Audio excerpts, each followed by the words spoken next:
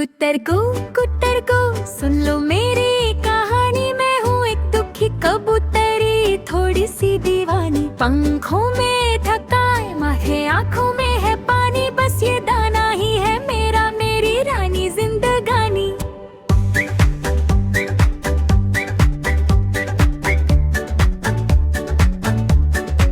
लोग कहते हैं छत पे मत आओ, कोई कहता है जाओ उड़ जाओ, पर मेरा दिल तो बस वहीं अटका है जहाँ बजरे का धर थोड़ा छटका है।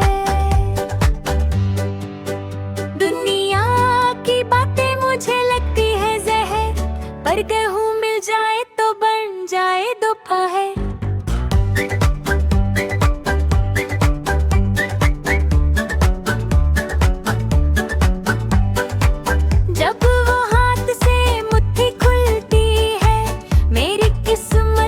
चाबी खुलती है, एक एक दाना जैसे मोती का हार, उस पे छपती हूँ मैं भूल के सारा प्यार।